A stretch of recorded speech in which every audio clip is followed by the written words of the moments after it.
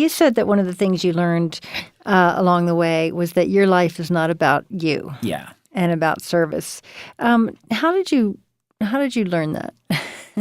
How has that come to be a truth for you? Yeah, it's because a lot of people would say, no, it's absolutely about me. What are you talking about? That's crazy talk, that life's about service to other people. You recognize, hopefully, when you begin to sense your relationship to the all, and you become aware that there's a world around you that still hasn't quite cemented that awareness in, that one of the noblest things you can do is to kind of support and help people feel safe, to help people get embodied, to help people kind of break through their patterns of unconsciousness, repression, their patterns of pushing away unpleasant experiences and clinging to pleasant experiences. You start to see that you have something to contribute. And one of the saddest things to do is to have a gift and it just kind of box it and put it away. So I knew that I wanted to help people, and I wasn't sure what the format was going to be, how that was going to look. Eventually, with enough desire to be of service, you start to find the path. You start to find the higher road that you know will bring goodness and healing to the world. I think anybody with half a heart and open eyes can see that the world's in a lot of pain. And if you, in any given moment, find yourself not necessarily in pain, but feeling kind of anchored and stable and grounded, you want to bring that out to the world. You want to help people. The recognition from that state of ascension or samadhi moment is that you are spirit, and that every choice you make largely is a spiritual choice, from what you eat, where you choose to live, who you associate with. And it doesn't necessarily mean that you can only do things that are uplifting and elevated. You can have a lot of fun, but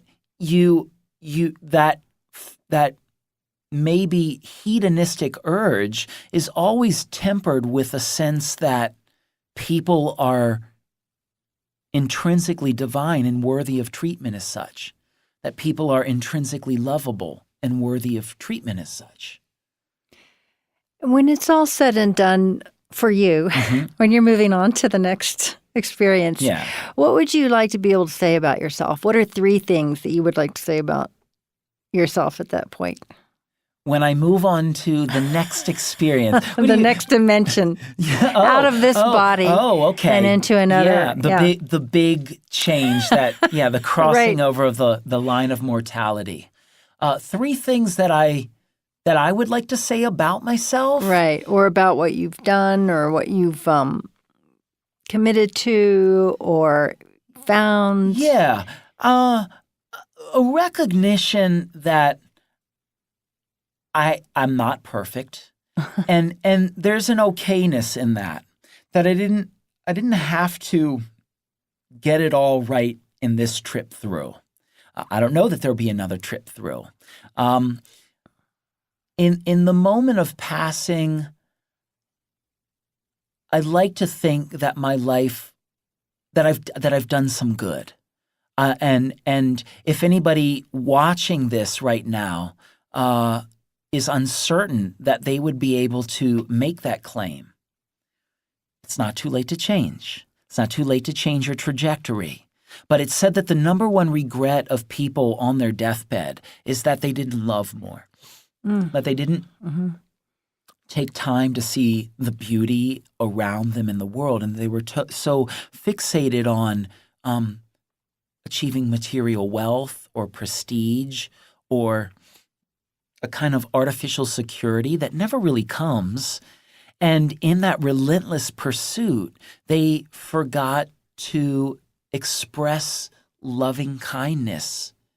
They forgot to admire the beauty, to engage in acts of love, that they held too tightly to what they perceived to be theirs and weren't as generous maybe as they now see when the body gives up. And you see that there's this kind of intrinsic perfection to the unfolding of life. We go, oh my God, I wish I had seen this earlier. But it's usually when the body gives up that a person can fully get it. And so when I talk about the inevitable move towards enlightenment, I truly believe that at the moment of death it happens. But wherever we're still mired by an unwillingness to receive our own humanness and who we were with eyes of as close to possible perfect kindness, when we are unable to see that, then we're kind of left with these nagging regrets. But I'd like to think that I will move pretty easily into that transition, knowing that I had a lot of enjoyable experiences in this life, that I did a lot of good for people. And even though a lot of time has been squandered, I can kind of understand that nothing's ever really squandered. There really are no wasted moments. That everything is aligning perfectly to elevate one's soul to its sort of maximum level in this lifetime. And moments that seemed like stagnation or self-indulgence or suffering have kind of been fertilizer for a more full and complete recognition of the self as an extension of the divine all. Okay, thank you so much, Thank Matt. you. Thank you so much for being here. Yeah, my pleasure.